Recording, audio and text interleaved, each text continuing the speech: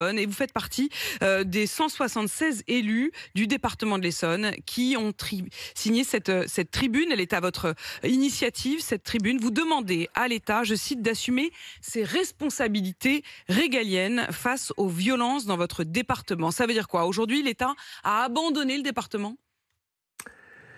Ça veut dire que dans le département de l'Essonne, nous sommes moins dotés aujourd'hui en policiers, en juges, en enseignants que n'importe quel autre territoire français.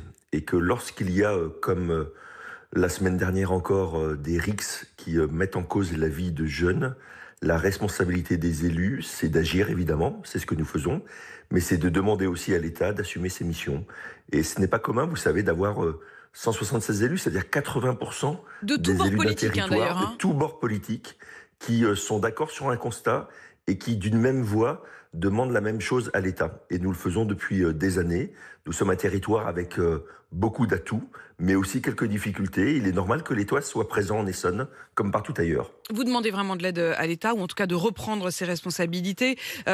D'abord, le constat que vous partagez dans cette tribune, il est très dur. C'est l'idée que cette violence, et notamment la violence des jeunes, elle s'est installée partout. Je cite votre tribune: la violence juvénile est devenue un phénomène global. Elle touche sans distinction ville, campagne, quartier populaire, zone rurale, espace public ou établissement scolaire.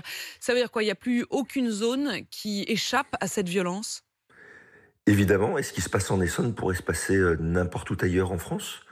Ce sont des jeunes, souvent d'ailleurs de plus en plus jeunes, 12, 13 ans, qui ont un rapport à leur corps, qui ont un rapport à leur territoire, qui est très différent de celui qu'on pouvait connaître il y a 20 ou 30 ans, et qui aujourd'hui utilisent ce qu'on appelle des armes par destination, des couteaux, et qui malheureusement commettent parfois des actes irréparables.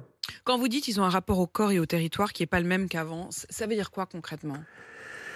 Ça veut dire que d'abord, alors ça se passe peut-être en Essonne aussi parce que l'Essonne est un territoire qui accueille de nouveaux habitants dans des quartiers où il n'y a pas forcément d'identité, mais il y a parfois des histoires, c'est-à-dire des histoires depuis 20 ou 30 ans entre quartiers de bandes ou de jeunes qui se faisaient, qui se chamaillaient comme auparavant chamaillaient dans la guerre des boutons, sauf qu'aujourd'hui, ce n'est plus, ne sont plus des boutons, mais des couteaux qui sont utilisés. C'est ça la réalité aujourd'hui de la vie de nos territoires.